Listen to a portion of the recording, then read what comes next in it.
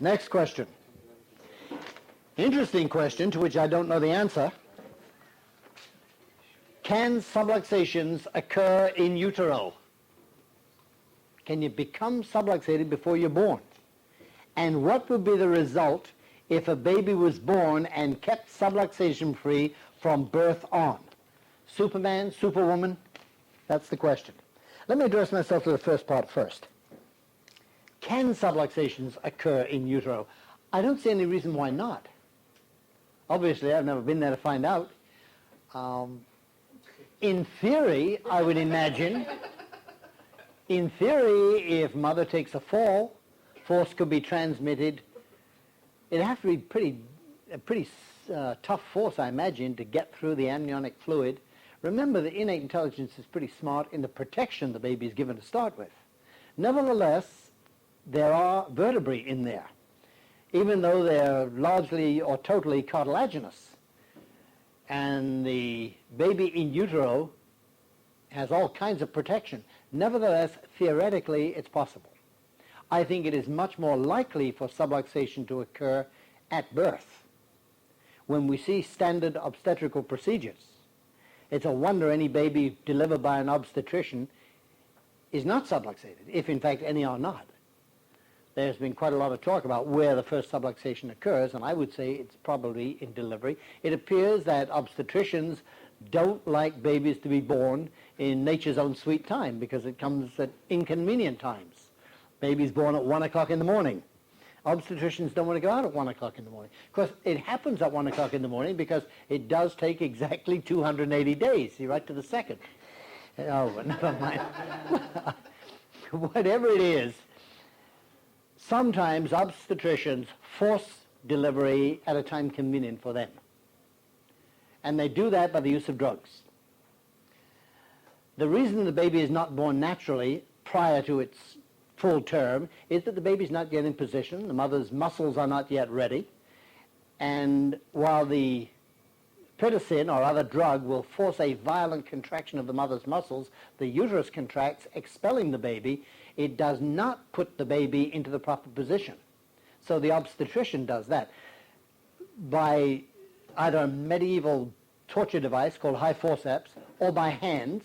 Lots of things done by hand only. He reaches in there, takes this delicate unborn infant around the head and neck and twists it into the birth position, in the birth canal. That alone probably causes the first subluxation. I mean, there are lots of other things that obstetricians do that are crazy. For example, they always seem to want the mother lying flat on her back with her legs in the air, which is a very convenient position for the obstetrician. But the baby has to be born uphill against gravity. You wouldn't try having a bowel movement lying flat on your back, would you? A natural position would seem to me to be a squatting position or a kneeling position, anything in which gravity works for the mother, not against her. But it'd be very undignified for the obstetrician to have to sit cross-legged on the floor catching a baby. So they put themselves in a comfortable position and the hell with the mother. And if it hurts, don't worry, we have some drugs that'll knock out the pain. He doesn't tell the mother that what might be an average dose of painkiller for a 125-pound woman is a massive overdose for the brain of a delicate unborn infant. You ever see a baby born naturally compared with a baby who's born at the hands of an obstetrician? Babies in hospitals with anesthesia are usually born dead. They're a bluish-gray color. They're not breathing. They have to be held up and slapped or dunked in cold water to get them breathing. Babies born naturally without anesthesia come out pink and crying. This should tell you something. So I would say yes, it is possible to have subluxation in utero. It is much more possible to have subluxation caused at birth by obstetricians.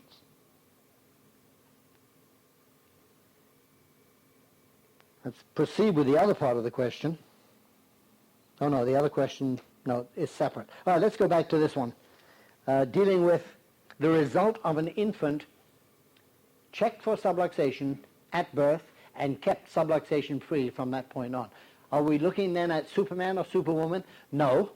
What we're looking at is somebody who is best able to express his or her innate potential.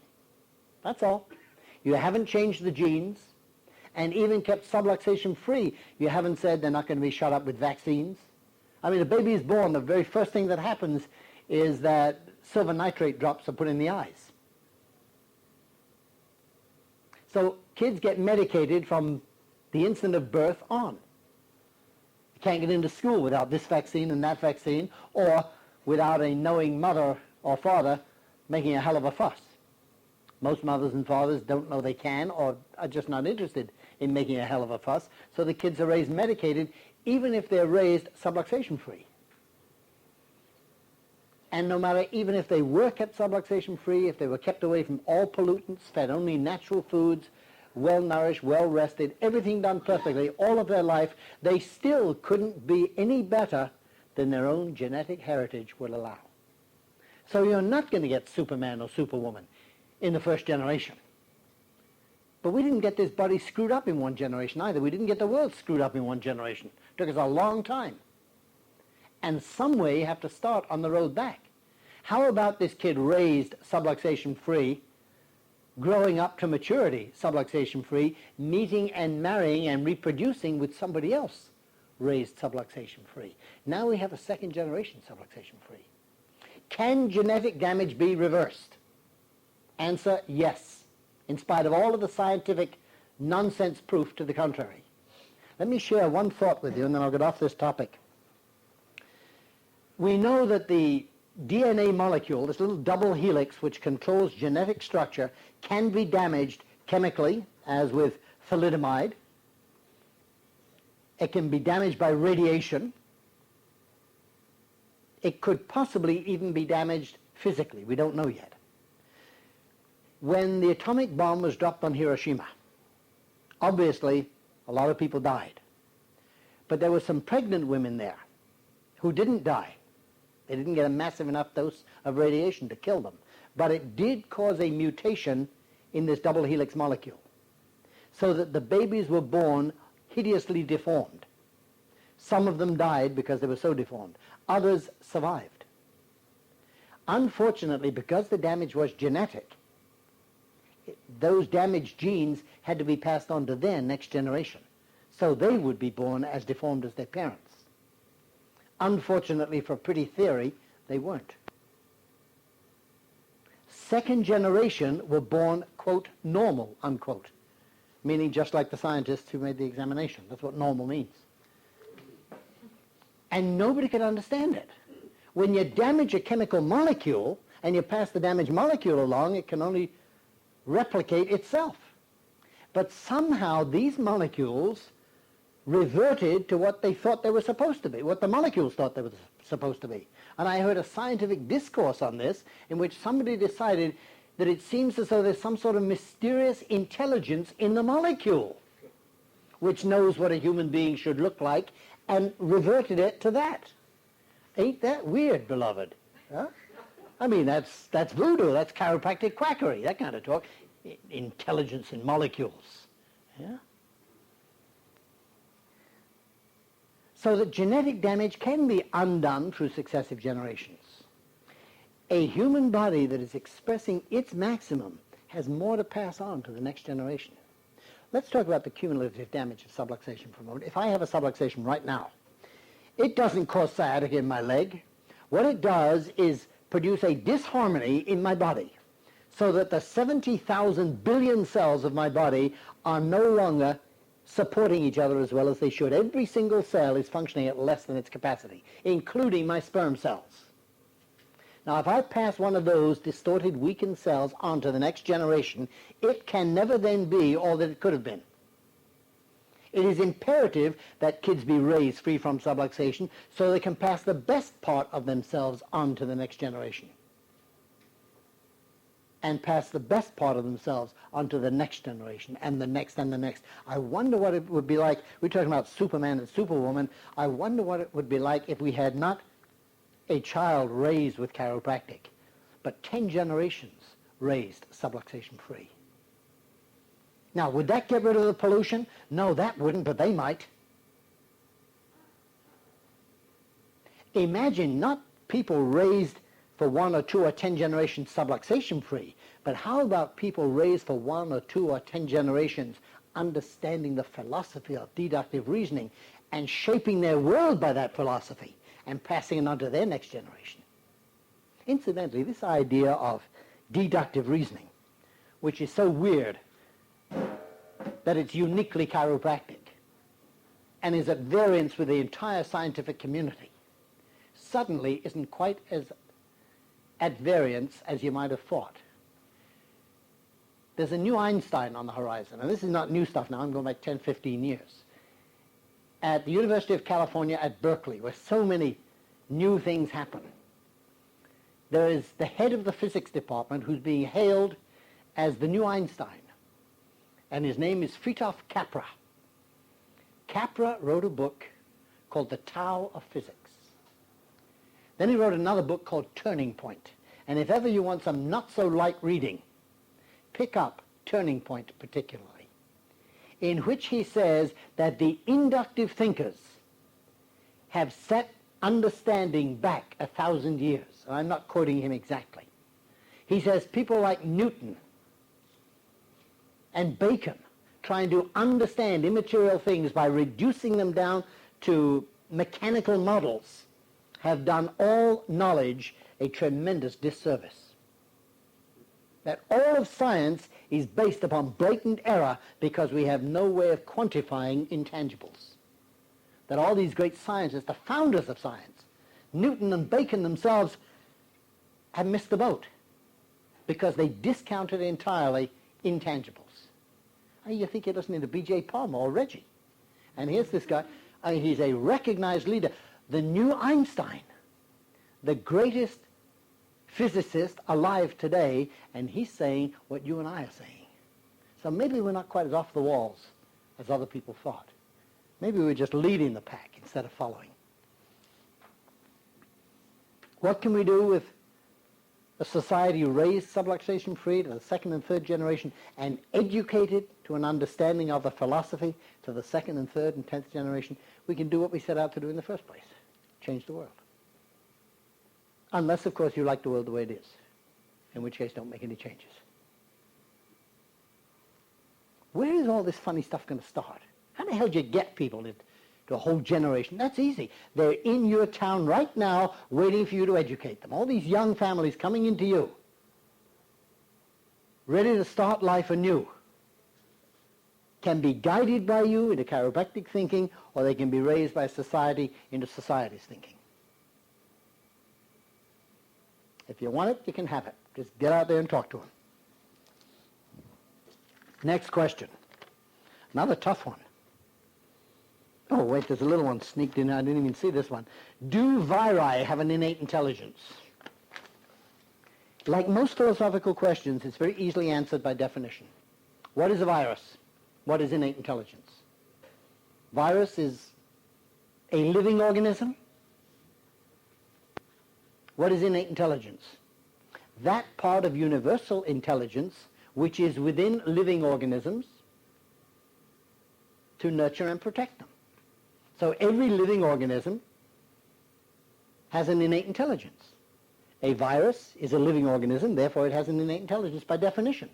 Now we can see evidence of it all over the place. Look at all the chemical changes we make in human beings with vaccines, as a result of which viri in their current condition can no longer exist. We make up all these poisons to kill the viri.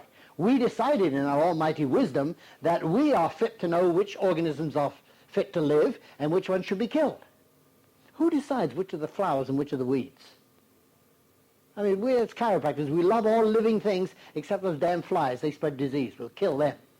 Or these bacteria, they spread disease. We'll kill them. And if you kill them, you've done enough damage. You've changed the environment.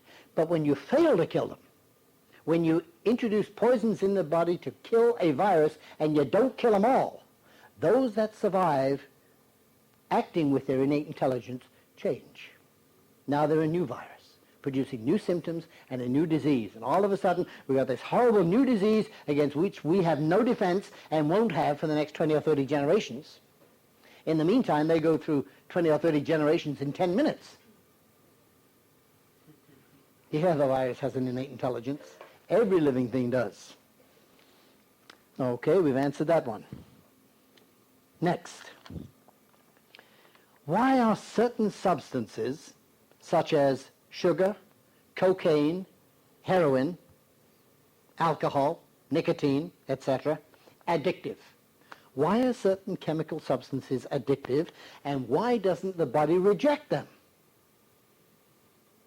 Surely, if there's an innate awareness of every innate need, when a body shoots up with cocaine, the innate intelligence must know what it's doing, or shoots up with heroin and snorts cocaine, whatever you do with these damn things.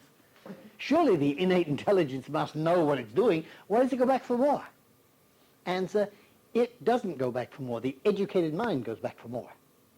Let's see the way it works chemically and physiologically. Let's understand the physiology of addiction according to the philosophy of chiropractic. When any poison is introduced into the body, the innate intelligence has certain mechanisms for protecting itself. One is vomiting. Eat poisonous food, vomiting, get rid of it quickly. Diarrhea is another way. Raising temperature is yet a third way. A fourth way is chemical. Negative substances inside the body are called antigens. An antigen is any substance in the body which would be damaging to the body and to which the body responds by producing antibodies. An antigen goes in, the body makes a chemical called an antibody that immediately neutralizes the molecule of the antigen. Look at it as the antigen being shaped like a lock. The antibody is a key made exactly to fit that lock. It neutralizes that lock. Now remember that there's no process that does not take time. The cocaine goes in, the body immediately sets to work to make its antibodies. The antibody alone would be a negative to the body. The antibody is a poison, but it's a poison immaculately designed to neutralize the other poison. Now after a while the heroin's all gone, but the body still has its antibodies. It is these antibodies that scream for more antigen. That's your cocaine addiction, or any other addiction. Now, why does the innate intelligence continue to make the antibodies after the antigen is gone? Because there is no process that does not require time. The innate intelligence, remember, has to function within the framework of universal law. It can't stop time. It can't shut it off instantly. It has to close down its chemical structure. It took a while to build up the manufacture. Now it's no longer needed. The cocaine is used up. The body winds down again. During that wind down time, we have a demand. And the demand is not that screaming that the person is educatedly aware of addiction. What they've learned is, hey, I handled that shot without any problem. I can quit any time I want. In fact, I'm going to do it again next weekend. And next weekend they do it again, and still they're not hooked, unless they're using some much more toxic substance like crack, which kind of hooks them instantly. But most of the addictives take a little while. And all the way along, they say to themselves, I can quit any time I want. I just don't happen to want. You know, I can marry anybody I please. I just don't please anybody.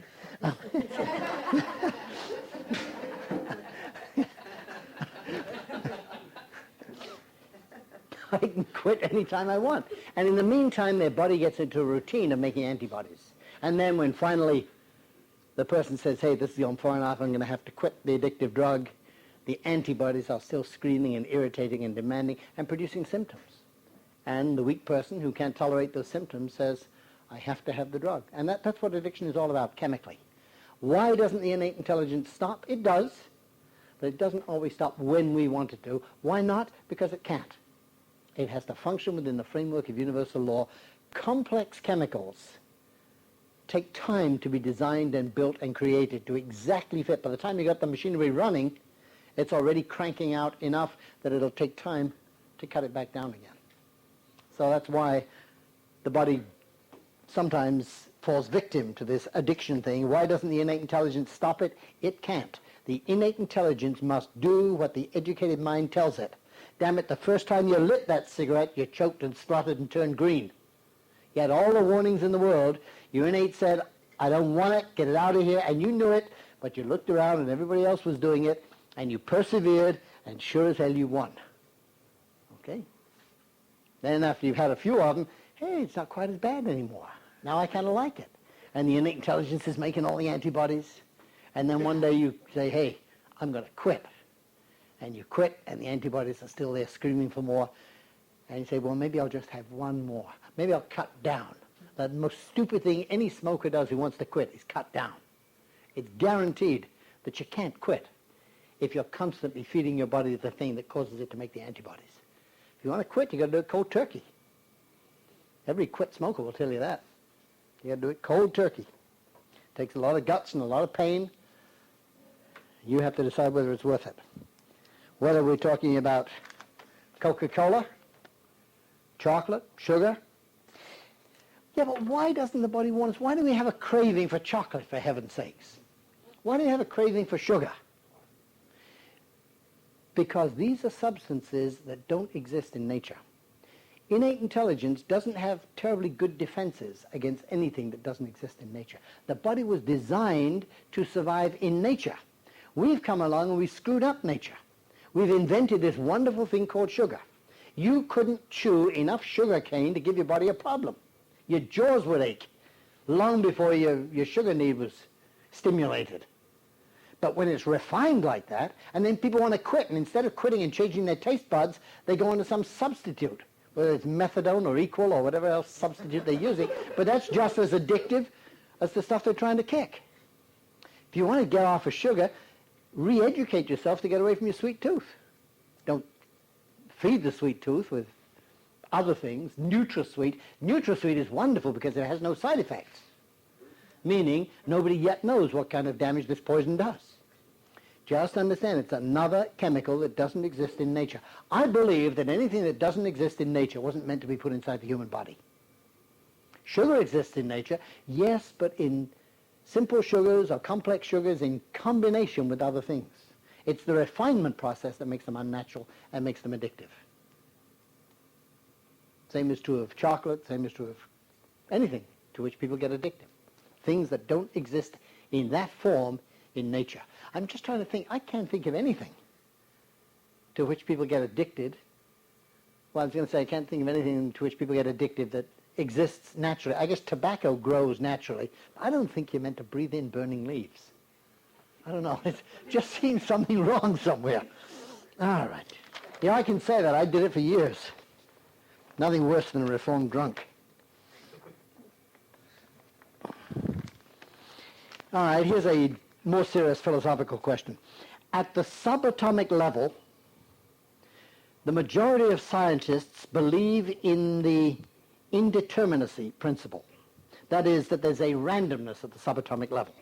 Things tend towards randomness below the atomic size. How does this lack of cause and effect at the molecular level relate to the chiropractic principle of cause and effect? This question, I'm afraid, is a little samished. It's got a lot of things confused within it. First, it starts out by saying that at the subatomic level, there's a tendency toward randomness. Let us assume that this is truth, because science currently believes it to be truth. It's one of those theories that everybody believes to be true. Let's assume for a moment that it is. That does not deny the law of cause and effect. It merely means that randomness has a cause. There is a place for randomness within the universe. Remember we talked about our picnic, or this meeting here, where it took intelligence to organize it. Decide when, where, how long it would go, who would bring refreshments, what time we need to switch on the air conditioning, etc., etc. But there is still within that randomness. Several people wearing a blue shirt. Nobody organized that, it's just luck. The fact that there is randomness does not deny the cause and effect relationship of other things. When we say there is randomness or a tendency toward randomness at the subatomic level, what we're doing is teaching chiropractic philosophy. We're saying that atoms, remember all matter is made of atoms, atoms can only exist by organization. When there is disorganization, you don't have matter, you have a subatomic level. Is what PD said in 1895. But let's go on to see where this question leads itself astray. It goes on and says, if there is this indeterminacy principle, if it is valid at the subatomic level, how does this lack of cause and effect Well, there is no lack of cause and effect. Randomness doesn't mean a lack of cause and effect. But even if it did, how does this lack of cause and effect at the molecular level? Where on earth did you come up talking with the molecular level all of a sudden? We said there's randomness at the subatomic level. At the atomic level and up, there's no longer randomness. And molecules are made of numbers of atoms. That's not subatomic. So the question is a little confused. The best thing I can say in answer to it is that the chiropractic principle merely points out, the one we're talking about here, merely points out there can be no effect without a cause, or causes. There can be no cause without effect. If there is randomness or a tendency toward randomness at the subatomic level, that is the effect of the cause, meaning universal intelligence. It's set up that way. Ah, but why? How the hell do I know? What am I, a philosopher or something? I don't know why. Oh, I just know it is. All right? Is the person here who asked that question? Yeah. Did I answer you satisfactorily? Yeah, I think so. That molecular level was... Okay. Okay, yes. All right, let's move on to the next question. That was a sneaky little one in there.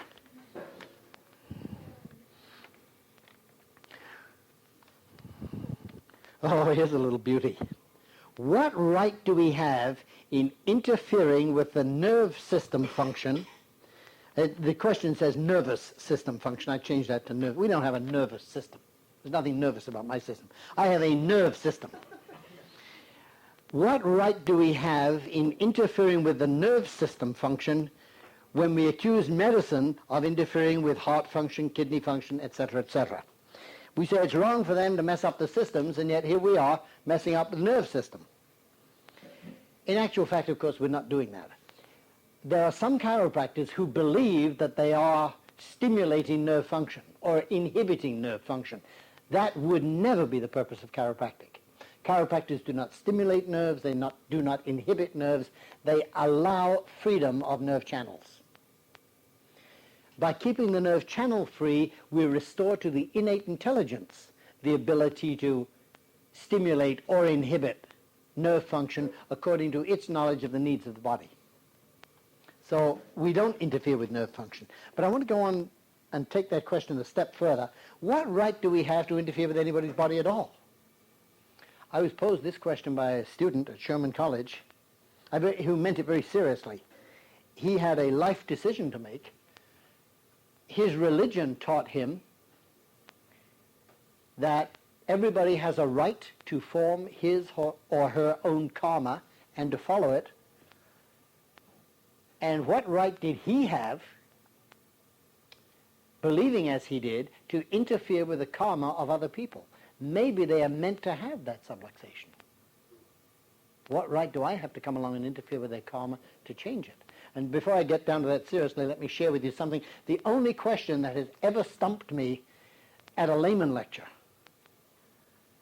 I sat down, I told people, you know, if you allow yourself to get sick unnecessarily, you're being stupid. Health is your God-given birthright. You have within you the capacity to maintain health. And this lady said, I don't believe that.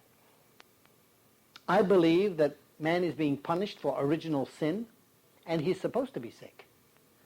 Well, what in the hell do you say to that? I mean, if somebody believes they're supposed to be sick, then they shouldn't do anything about it. And I guess this is the teaching of certain religions. Christian Science borders on that in some instances. We will pray for your health, and if you get sick and die, that's God's will. You notice everything bad is God's will? Your business succeeds and flourishes, aren't I wonderful? But when it falls apart, well, it was God's will. You notice we do that with a lot of things. Somebody dies, oh, it was God's will. Somebody pulls through, aren't those doctors marvelous? I love the Marcus Welby line. When he was all through, he said, well, we've done everything humanly possible. It's in God's hands now. Whose hands was it in before? You know? Wow.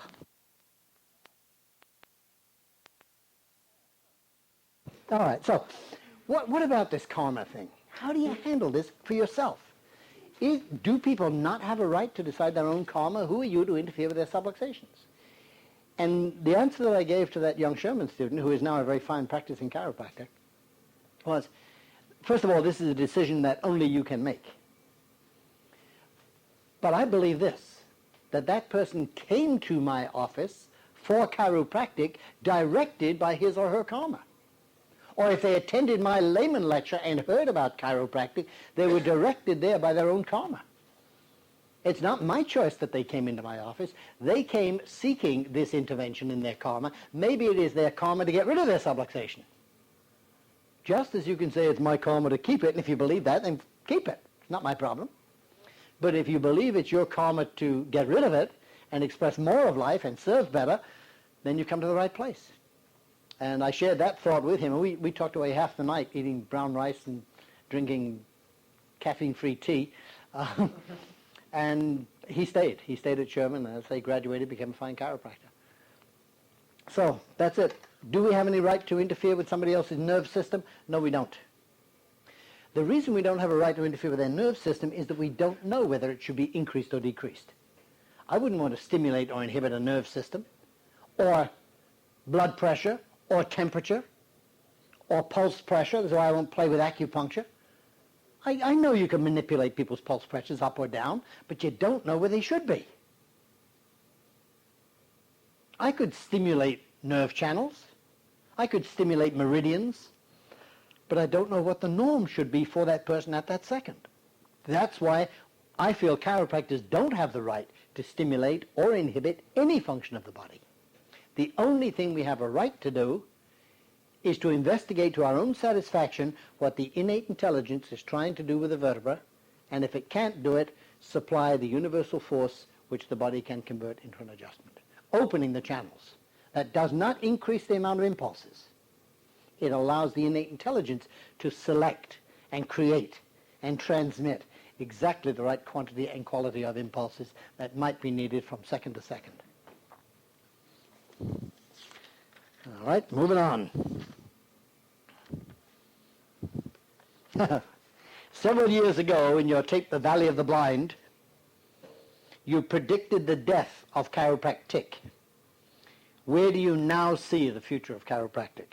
Wait while I get out my little crystal ball. Actually, it's an easy question. Where do I see the future of chiropractic? Wherever you'd like to take it. That's it. It's wherever you want it. It's your profession. You know, I'm history. You're the future. Chiropractic is whatever you care to make it. You and all those listening to these tapes, and all of those too young at this moment to go to chiropractic college. Chiropractic will be or not be according to where you go. How badly do you want it? How much are you willing to pay the price? There's a lot of talk about dedication. Dedication to me is nothing more than a willingness to pay the price. Merely a matter of establishing priorities. Do I want this more or do I want that more? We all want chiropractic to succeed. Do we want it badly enough to pay the price? And I don't even know what the price is. I just know that everything has a price tag. And you can have the kind of profession you want if you're prepared to pay the price. If you're not, then it'll become whatever you allow it to become. I don't think anybody wants to destroy chiropractic. Nobody willingly wants to destroy it, except the AMA. We don't even talk about them. But even the chiropractors, in total opposition to your viewpoint, those in total opposition to my viewpoint, you know why they oppose what I'm saying? Because they love chiropractic as they understand it. Their hopes and dreams for its future are different from mine, but they have hopes and dreams for its future. And their hopes and dreams are for success, measured in their terms. Chiropractic will be whatever you make it. It's like somebody who wants to lose weight, and they really wish they could drop 10 pounds, and that is such nonsense. Hey, anybody who wants to drop 10 pounds knows exactly what to do. Right? I mean, you can, all this nonsense about it's my glands. The only glands involved are the salivary glands. Right? Yeah. People don't want to lose weight. They wish they could. They wish the good fairy would come in the middle of the night and make 10 pounds disappear. But in reality, there is no good fairy. If you want to lose 10 pounds, you just stop eating for that much. And all of a sudden, the 10 pounds is gone. Yeah, but I like my food, or I like this, or I like that. Okay, then you're not prepared to pay the price. The difference between wishing and wanting. Wishing is nonsense. I was in Japan quite recently lecturing on chiropractic in Tokyo, and I met quite a lot of Buddhists, and we talked about the different types of Buddhism. I didn't know this before. Zen Buddhism is very different from the standard Buddhism. And the essential difference is this. Buddhists, like most religions, pray and ask for favors. In fact, they write their prayers down and burn them. They burn the paper and the prayers go up in the smoke and they're answered or not answered, as the case may be. But they decide what they want and they ask for it. And the Zen people say, this is ridiculous. We're not going to ask for anything. Our belief is that if you want something, you work to make it happen. You don't ask people for favors. That's nonsense. This is why Zen doesn't pay very heavy respect to images of Buddha or God. The Zen people have incredible respect for things natural. They'll sit and look in awe at a mountain. The term san is a term of honor and respect after somebody's name. Mama-san is the honorable Mama. Mount Fuji is called Fuji-san. And a lot of people from our part of the world say, oh, well, they're worshipping the mountain. No, they're not worshipping the mountain. They are looking with respect for nature. The mountain is just an example of the wonders of nature. But their teachings concerning wanting things are go out and make them happen. Stop asking for favors. People do everything wrong 6 days a week and then go to church on Sunday and ask for that to be a change. You know? We set the causes in motion and hope the effect won't be there. That's wishy-washy. That's like wishing to lose weight.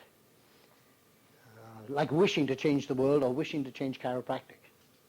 Cause and effect. You know what to do to change it. But that means paying the price. If you want it badly enough, you'll pay the price. Don't wish for it. It won't happen. All right, back to another question concerning technique. Is one technique better than any other? Is any one technique best for any particular chiropractor? What about the confidence factor of the chiropractor? Isn't that more important than the technique itself? And if they all work, why? Well, it's a very complicated question, but let's talk about technique a little bit. Chiropractic works when and because the innate intelligence has made available to it a force which it can adapt into an adjustment. That's all chiropractic is. Now, the innate intelligence, fortunately, can work with a lot of different forces. And it does. I believe that every chiropractic technique works some of the time. It's a matter of percentage. The more specifically accurate you can be in your force, the more you can reduce the quantity of the force and still have it converted into an adjustment. I definitely believe some people are better technicians than others. I see so many chiropractors going from technique to technique to technique. They're technique peddlers all over the country selling to gullible students and gullible chiropractors techniques which are all good if they're chiropractic techniques. I'm not talking about techniques for raising and lowering blood pressure or techniques for milking the tonsils or unsubluxating the liver. I'm afraid that's part of one of the techniques.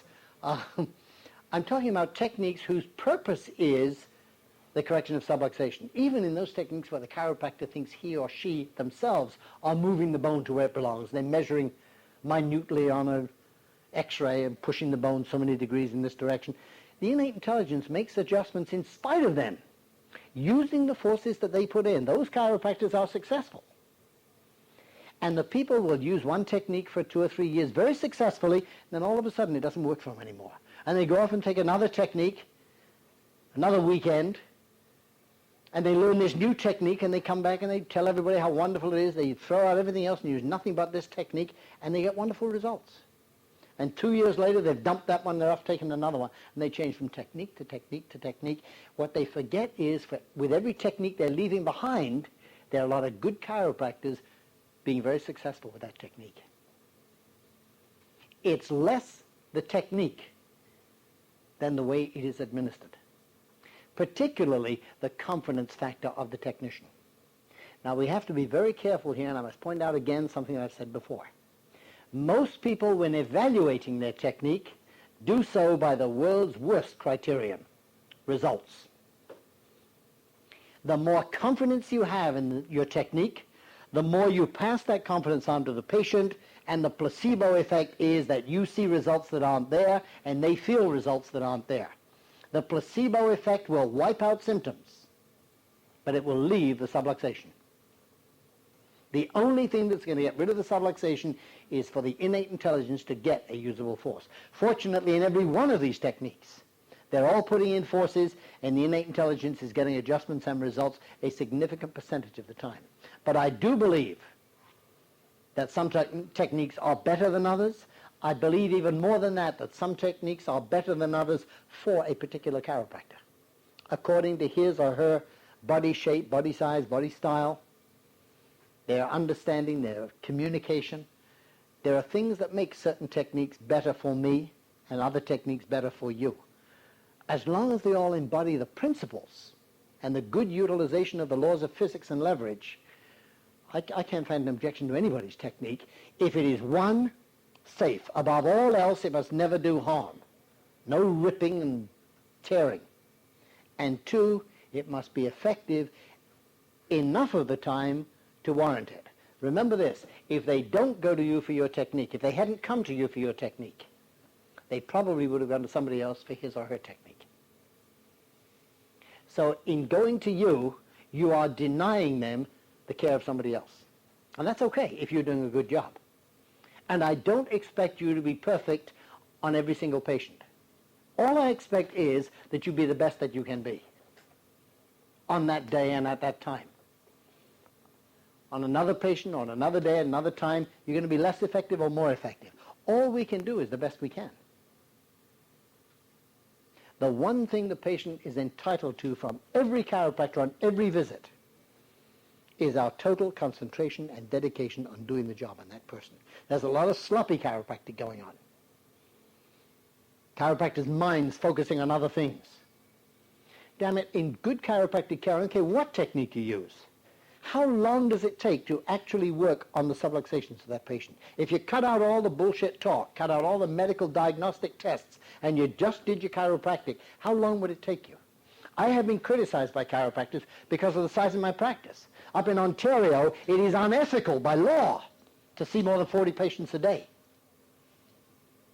because you can't do a proper diagnostic workup in less than 20 minutes or a half an hour. So if you see more than 40 people a day, by law, you're being sloppy. That's because they don't understand chiropractic at all. They're practicing physical manipulative medicine.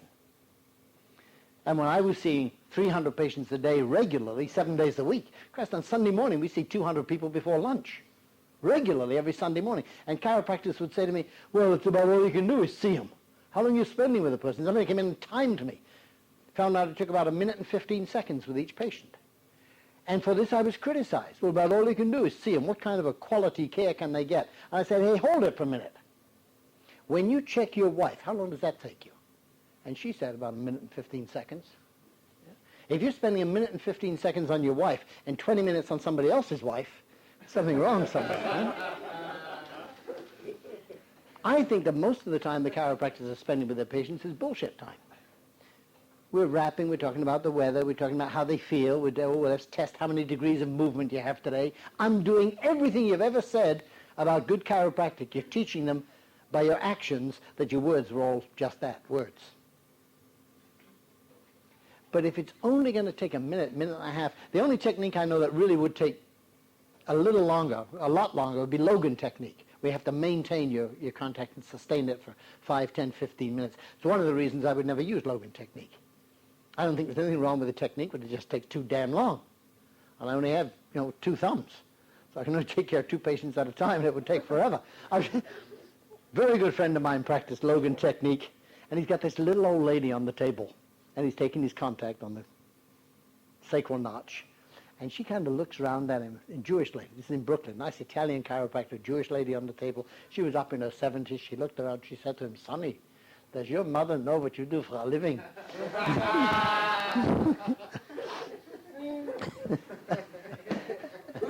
But what I was going to say is, unless you're practicing Logan, which does take longer, most of the other techniques take seconds, minutes at the most. And the very least the patients have a right to expect from you during that time is your total concentration on them and their subluxations. There's no room for sloppy chiropractic. I don't mean be pseudo-scientific in your measurements, but tune into that person's body. Give them everything you've got of your attention. And the more you can do that, the more accurate your force will be, and the less force you'll find it takes to bring about the adjustment.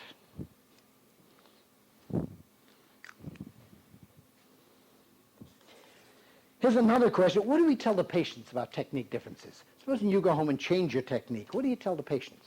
Or better still, when their chiropractor is out of town and he said, well, if anything happens while I'm out of town, go see my friend so-and-so, he'll take care of you, and your technique is very different.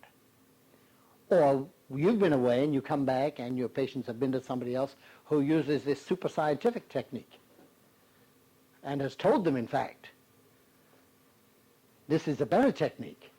Now, what do you say when they come back? I don't really know the answer. I don't want to badmouth any other chiropractor. That's certainly not my job. And yet there are things being done in the name of chiropractic that bear no relationship to chiropractic. I have no hesitation whatsoever in telling a patient that that is not chiropractic, meaning acupressure or colonic irrigation or any of the other things that are called chiropractic. But if the technique is different from mine, I just have to tell him he happens to use that technique, or he used that technique on you. I sometimes use that technique if I find it necessary. On you, I prefer to use this technique. Let's make it a matter of preference rather than mine's good and his bad. Let's just say, on you, I prefer to use this one. And most of the time, that's all they need to hear, that there's a reason. They probably don't even listen to what the reason is. But once you start bad-mouthing somebody, remember when you point the finger at somebody, there's at least 3 or 4 other fingers pointing back at you. Try it. It works. Go ahead. Point the finger. All the other fingers come back your way. So what do we tell the patients about technique differences? Virtually nothing.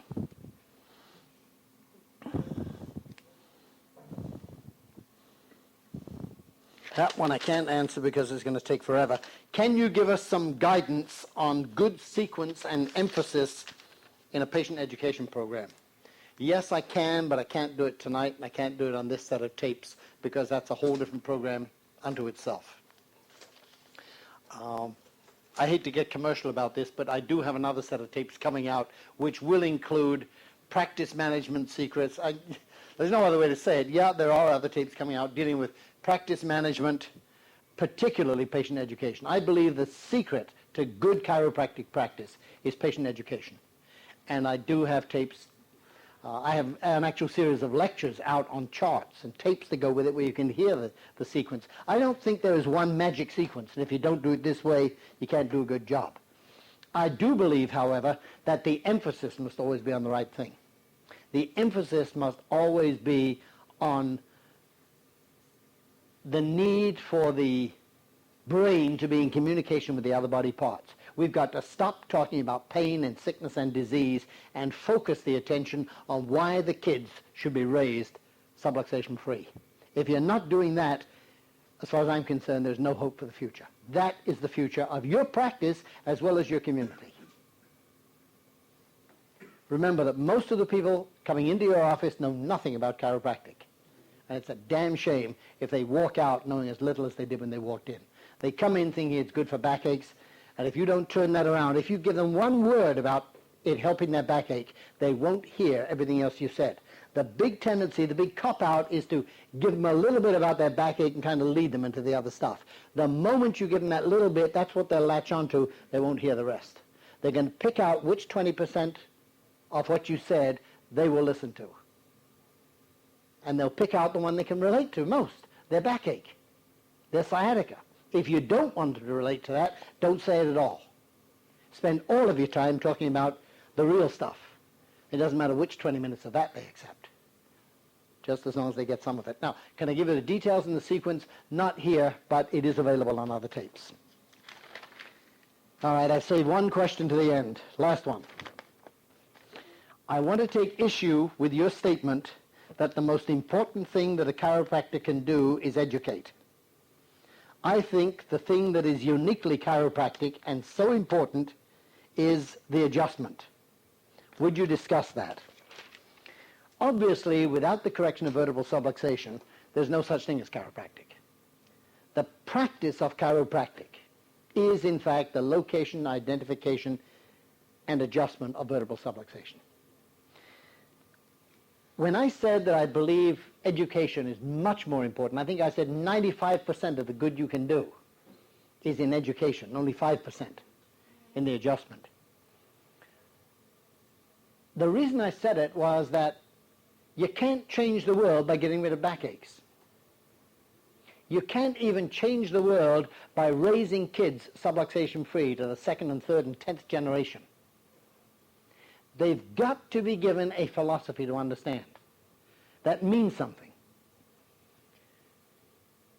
You look around you today at the state that the world is in, this yuppie movement really scares me sick.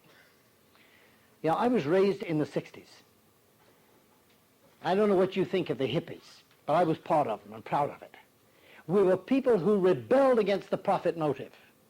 We rebelled against greed and war and pollution. And you look around at all these people that were part of the hippies back then, and where are they today? Driving their Mercedes-Benz with their three-piece suit, working for a chemical company, polluting the environment. And all of a sudden, hippie's gone, and it's yuppie time.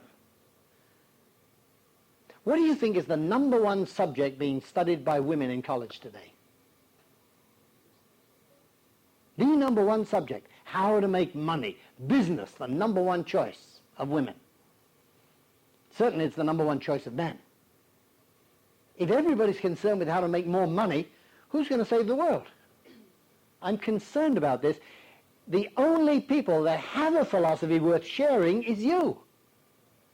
And if you become part of the yuppies, and I see chiropractors measure their success and their future and plan their future in terms of money and business sense. Almost every seminar given in chiropractic today is to teach people how to make more money. And there's nothing wrong with good business procedures. But damn it, that can't be a focus. That can't be a purpose for chiropractic. See, back in the early days, you'd talk to a chiropractor and you'd say, why did you become a chiropractor? And it was always the same story. Well, it was a chiropractor who saved my life. I had this terrible this, and I went to a chiropractor and got better. My brother was a cripple, and chiropractic made a normal human being out of him. Chiropractic did this, chiropractic did that. Today, I'm telling you, I don't think those reasons are good enough. I think the greatest stories of chiropractic success are the ones that will never be told. All the diseases that never happened because people were raised subluxation free. That's the real story, but that doesn't turn somebody on to chiropractic. Hey, well, look, I became a chiropractor because I didn't get cancer. See, it doesn't work that way. But what bothers me is you go to the chiropractic colleges today and ask them, how did you get involved in chiropractic? Well, I lived a couple of doors from the chiropractor, and he always had a new Cadillac out there, and oh boy, there's the motivation. Now, what kind of a chiropractor is this going to form? My high school teacher put me through a test, and I wasn't quite good enough for medical school, but I was okay for chiropractic. And they said I'd make lots of money in that. So I did. My dad's a chiropractor. He makes all kinds of money. Money, money, money. There's nothing wrong with chiropractors making a decent living. Damn it, you work hard, you deserve a good living. But that's not a motive for living. That's not a motive for being a chiropractor. You go out and be a bank robber, you can do as well. The thing that's going to change the world is when you teach people the philosophy of chiropractic. That's why I say education is more important than technique. I can teach any 12-year-old technique. Some of you have done it. You get your own kids checking your spine. You get your wife checking your spine. You go to chiropractic college, you put in 2 years pre and 4 years in chiropractic. When you graduate, what's the first thing you do? You go out and buy a weekend course in the technique you're going to use for the rest of your life. So the technique is not that difficult, is it? The real thing that's difficult, the thing that's important, is to change people's way of thinking, especially in a world in which we are so few. If only the governments of the world would think deductively. If only people would understand the basic premise. There is a universal intelligence maintaining harmony in the universe. Have we seen what's happened where people in the universe or in our little world have tried to unify again? You remember the Ecumenical Council on Churches? You see, when Christianity started, there was one teaching, the teachings of Christ. And then all of a sudden, somebody broke off and said, I'm going to do it this way. And somebody else said, no, we're better off doing it that way. Pretty soon they're emphasizing the differences more than they are the similarities. They've forgotten about the principal teaching and they're emphasizing the trappings. Now you go through 2,000 years of emphasizing the trappings and they're at opposite poles. And the churches are falling apart. And people are becoming disillusioned and the churches say, hey, we better do something to get together. Let's reach out and join hands. Hey, they're 2,000 years apart. They can't join hands. If they want unity, all they have to do is get back to their core. They're spread out like the spokes of a wheel. They started with a hub. If they get back to the hub, they have unity. See, these are the teachings of chiropractic philosophy.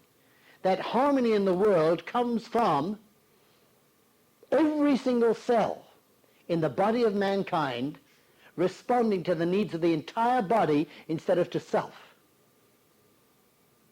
When cells in the body act for their own good at the expense of all the rest of the body, they grab, take, steal, nutrition, nerve supply, blood supply, oxygen, and the rest of the body starves and dies. What do we call those cells that take for themselves? You're damn right, we call those cancer. What do you call cells in the body of mankind that serve themselves? And you realize we're talking about most of the world, inside of chiropractic as well as out. We've got to share this philosophy if the body of mankind is to be saved. That's what's at stake here. And we don't get total interaction and harmony of the human body by every cell doing what it thinks is best. We talked about this last week. For the cells in the body to serve the needs of the entire body, they must sublimate themselves to the control of the innate intelligence. The heart doesn't decide how much blood is needed. It responds to the needs of the leg muscles as dictated by the brain. The leg muscles send information to the brain makes determinations and sends out impulses. And the heart does as it's told. All of the cells of the body respond by submitting to a single control. That's harmony. That's how we get harmony in the body. Now, how do you get harmony in the body of mankind? We've got to stop making decisions about what's best for the next guy or what's best for ourselves, and maybe submit. Serve the needs of the whole. And if we don't know the needs of the whole, then maybe we should shut up and listen. Instead of telling everybody else what's to do, maybe we should shut up and listen. We are in communication. Certainly there's an innate awareness of every innate need. Don't you think that principle can be expanded beyond the individual human body? So we have an awful lot to offer, but the first step is to share our basic philosophy. Chiropractic is not a religion, but I have an idea we could teach a hell of a lot to the religions, and maybe we should start today. Thank you and good night.